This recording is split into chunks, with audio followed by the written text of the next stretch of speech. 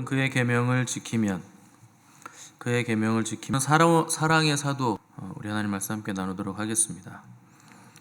사도 요한은 사랑의 사도라고 불렸는데, 그의 서신을 보면 항상 사랑이라는 메시지가 많은 부분 차지하는 중요한 메시지인 것을 우리가 확인할 수 있습니다.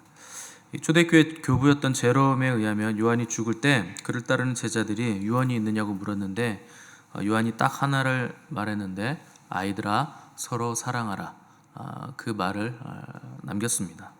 그때 제자들이 그것이 하실 말씀의 전부입니까? 더 없습니까?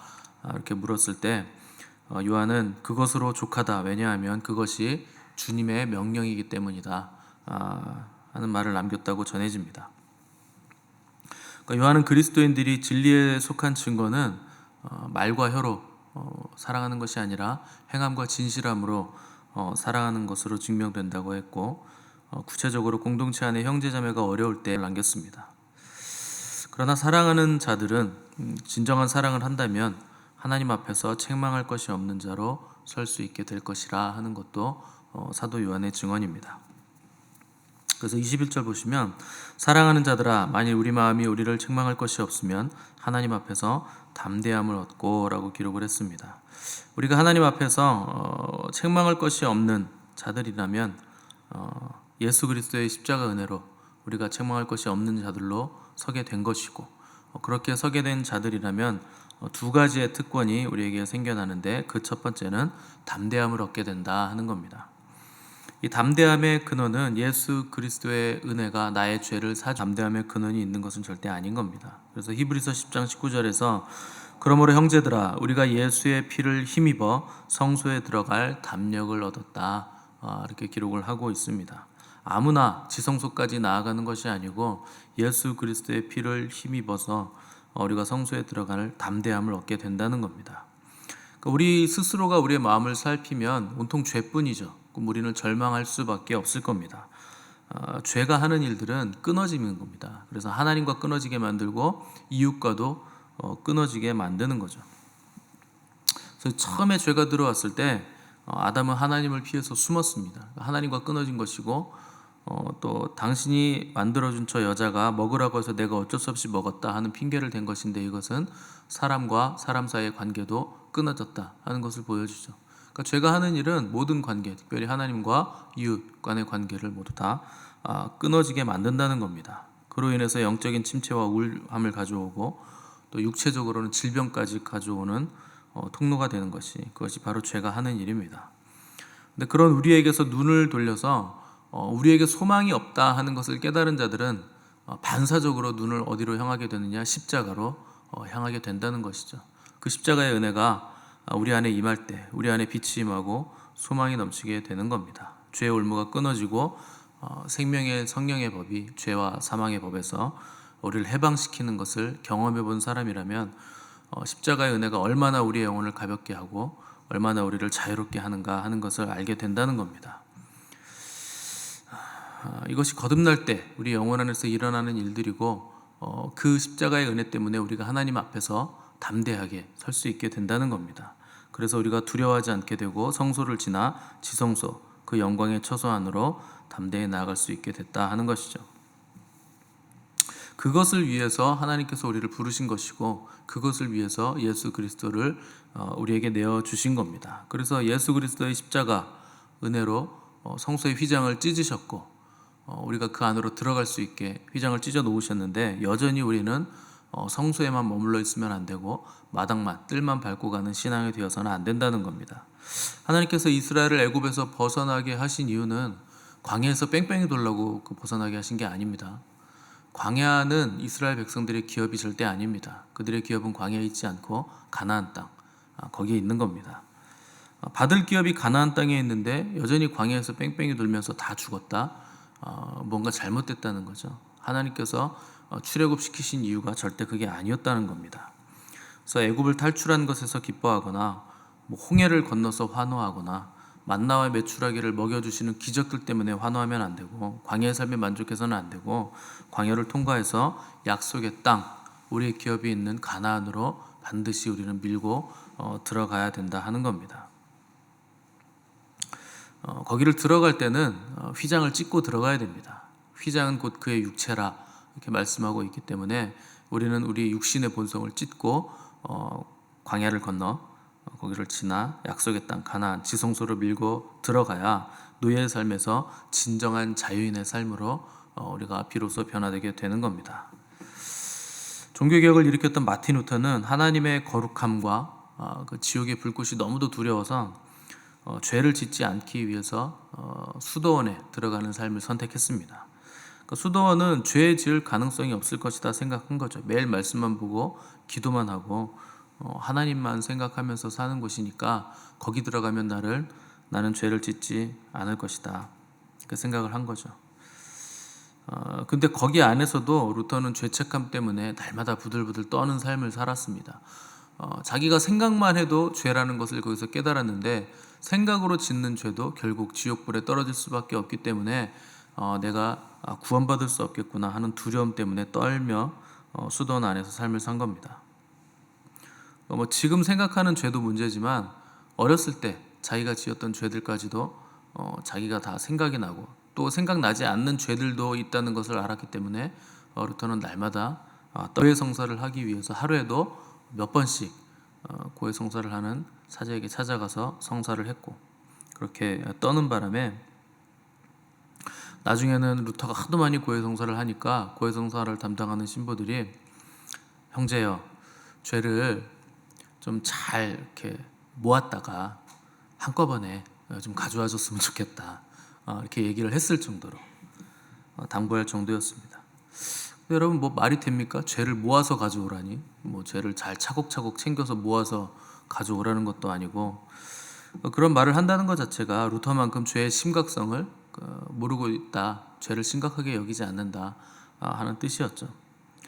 루터는 자기 스스로 죄 때문에 이미 수도원 아니었지만 지옥을 경험하는 삶을 거기서도 살고 있었다는 뜻입니다. 그런데 루터가 어느 날 성경을 읽다가 로마서를 읽다가 오직 의인은 믿음으로 말미암아 살리라 하는 구절을 읽고서 이 말씀을 통해서 그리스도께서 이미 우리 죄를 발견하게 되면서부터 비로소 루터는 자유를 얻게 됐습니다. 그것이 루터가 종교개혁을 일으켰던 이신칭의 오직 믿음으로 의롭다함을 받는다.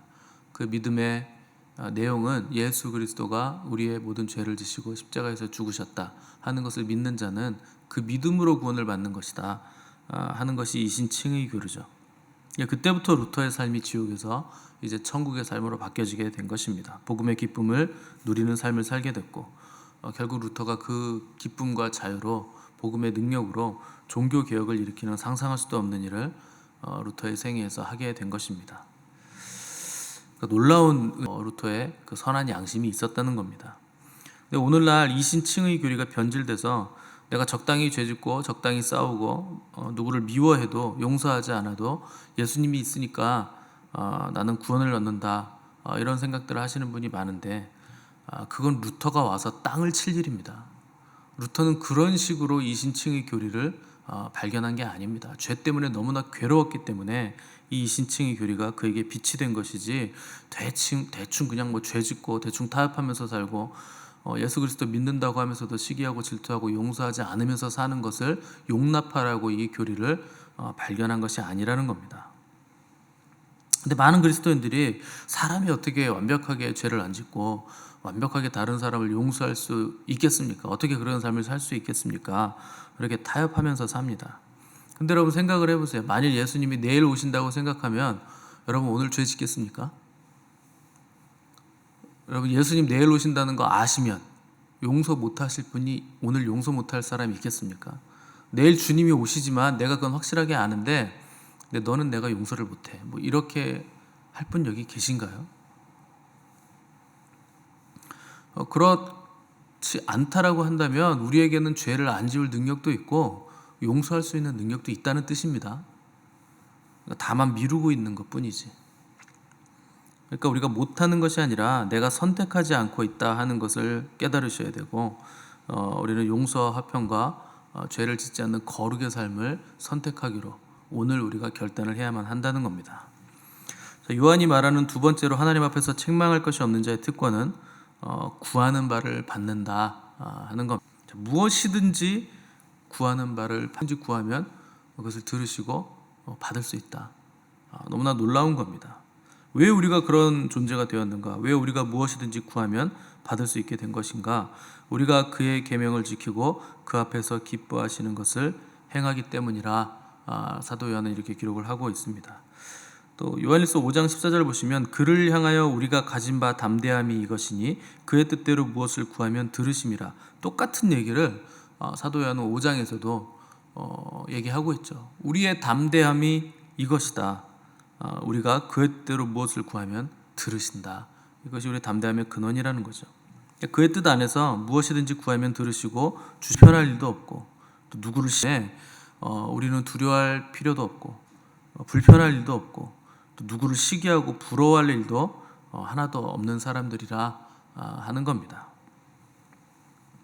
그 초대교회 교부 제롬은 성도가 하는 것은 무엇이든지 기도다 하는 말을 남겼습니다. 성도가 생각하는 거, 그 생각을 통해서 말하는 거, 행동하는 거, 그 모든 것들이 하나님 앞에서 간구가 되고 기도가 된다는 겁니다. 그래서 우리가 그의 계명을 지키면 우리의 삶에서 스치는 생각들이 다 기도죠. 제가 자주 간증하잖아요. 생각만 해도 그냥 된다고. 그래서 그게 되는 겁니다. 여러분들은 삶 속에서 가져오고 또 필요한 것도 생각만 하면 다 공급이 되는 겁니다. 여러분들은 삶 속에서 이런 것들을 계속 체험을 하셔야 됩니다. 그 스치는 생각까지 들으시고 하나님께서 응답하시는 좋으신 우리 아버지신데 우리가 간절히 기도한다면 왜 그 간구를 하나님께서 응답하시지 않겠습니까?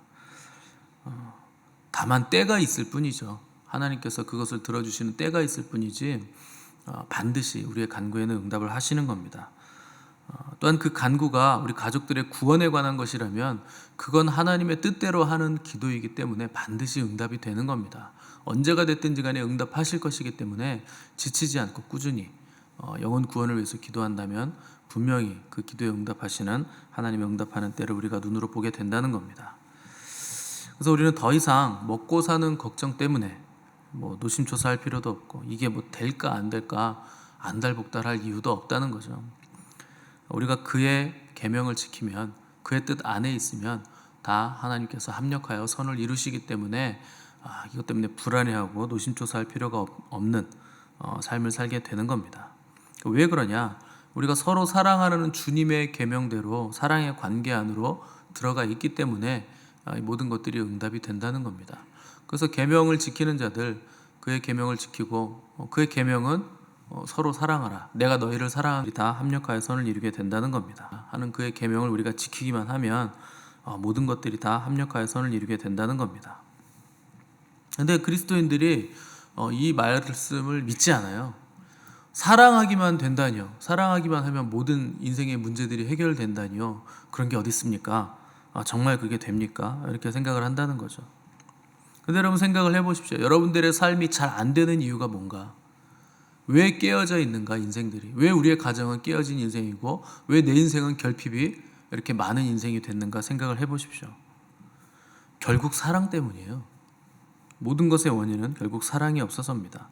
하나님께서 원하시는 가정은 천국과도 같은 모습인데 왜 우리의 가정은 이렇게 깨어진 가정이 됐을까요? 왜 자녀들은 부모의 뜻대로 되지 않고 부부 사이는 왜 다 갈라지고 대면대면해졌을까요? 그 사랑이 없어서입니다. 결국 사랑 때문에 다 미움과 시기와 용서 못함과 쓴뿌리들 때문에 우리가 사랑하지 못했기 때문에 가정이 깨어지고 부부가 깨어지고 자녀와 부모가 다 관계가 깨어져 있다는 것이죠. 그러니까 사랑은 옳은 것을 가르치는 것이 절대 아닙니다. 옳은 걸 가르치는 건 사랑이 아니고 교육이죠.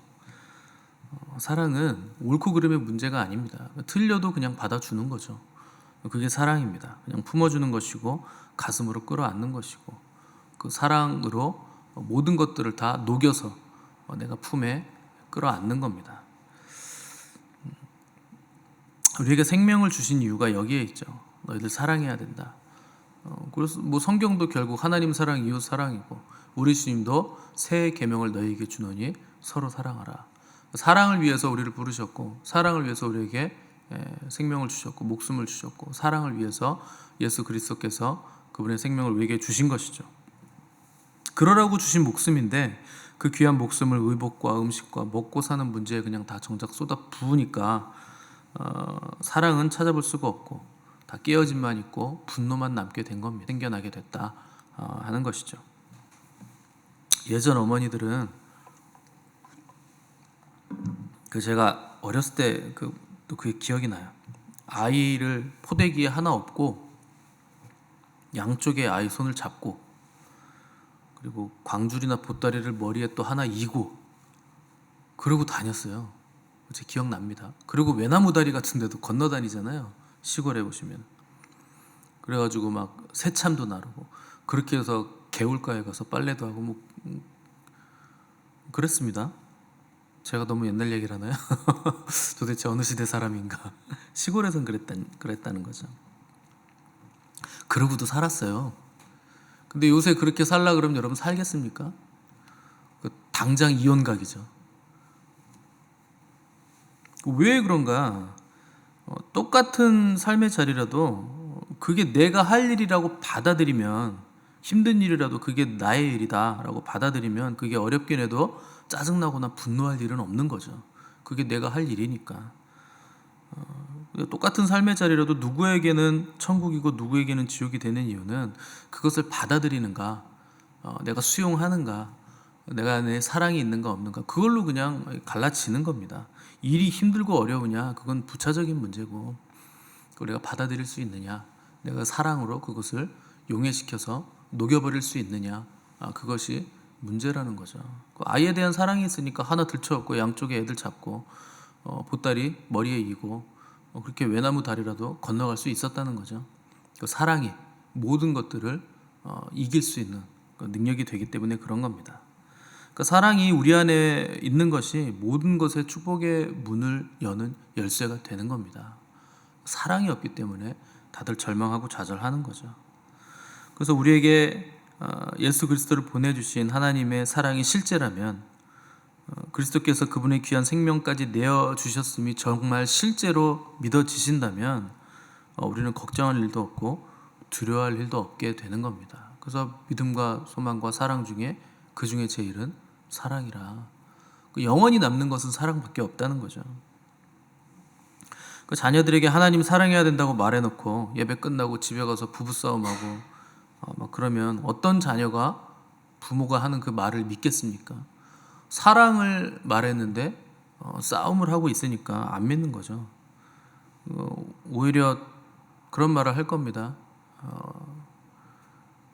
본인들이나 잘 믿으세요, 제발 좀. 그렇게 얘기할 거예요, 그죠? 오히려 기도만 하면 다냐, 이렇게 따지게 될 것이고, 부모의 신앙생활을 빈정거리는 눈으로 보게 될 겁니다. 본인들도 못하는 걸 자녀들에게 요구하니까. 직장에서도 마찬가지죠. 이기적으로 막 행동하고 힘든 일은 안 하려고 그러고 자기 이속만 챙기고 혈기 부리고 그러면 전도할 방법이 없게 되는 거죠. 그들도 야 너나 똑바로 믿어라, 넌 교회 다니는 애가 왜 그러냐, 이런 말을 하지 않겠습니까? 운전할 때도 마찬가지죠. 누가 끼어든다고 막 손가락질하고 막 욕했는데 그 차에 보면 막 십자가 달려있고 차 뒤 엉덩이 보면 물고기 맞고 붙어있고, 그거 왜 붙이고 다닙니까? 그렇게 운전하실 거면 하나님 욕먹이는 건데. 사람들이 욕을 할 겁니다. 그러니까 여러분들이 누구에게든지 책망할 것이 없는 자로 설 수 있어야 됩니다. 나는 그리스도인입니다 라고 당당하게 말을 할 수가 있어야 된다는 거죠.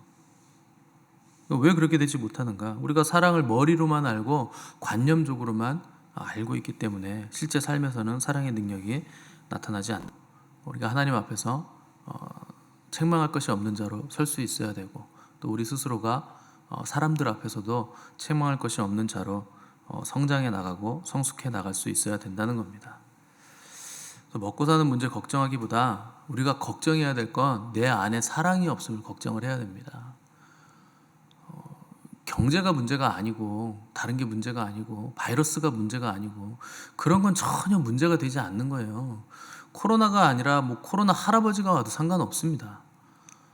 뭐 죽으면 하나님 앞에 갈 건데 영광을 입는 것이고, 뭐 어디 뭐 교회 나오지 않고 집에 틀어박혀 있다고 뭐 전염병이 도는데 그거 뭐 안 걸립니까? 그게 진짜 심각한 병이라면 다 걸리겠죠. 막아주실만 하면 하나님께서 막아주실 것이고, 그런 것들은 전 다 부차적인 문제입니다. 중요한 건 우리 내면에 있어요. 밖에서 들어오는 것이 우리를 더럽히는 게 아니고 우리 안에 있는 게 우리를 더럽히는 겁니다. 그래서 내 안에 사랑 없음이 심각한 문제지, 바깥에 있는 문제들은 전혀 우리에게 문제가 되지 않는다는 거죠. 그래서 우리가 절망하고 우리가 고민해야 될 이유는 내가 사랑이 없을 때, 그때 하나님 앞에서 애통해야 되고 통해 자복해야 된다는 겁니다. 사랑은 감정으로 하는 게 아니고 몸으로 하는 겁니다. 그래서 사랑은 오래 참는다. long suffering. 오래된 고죠. 당연히 애초부터 우리는 사랑할 수 있는 존재가 아닌 사람들입니다. 본질상 진노의 자녀들이기 때문에. 그럼에도 불구하고 주님께서 우리에게 사랑하라, 연합하라, 순종하라 하시는 이유는 주님으로는 그것이 가능하기 때문에, 우리가 주님 안에 있을 때 그것이 가능하기 때문에 그렇게 명령하시는 거죠. 그래서 우리가 할 일은 이 주님의 계명에 순종하기로 결단하고 성령님의 도우심을 간절히 구하는 겁니다.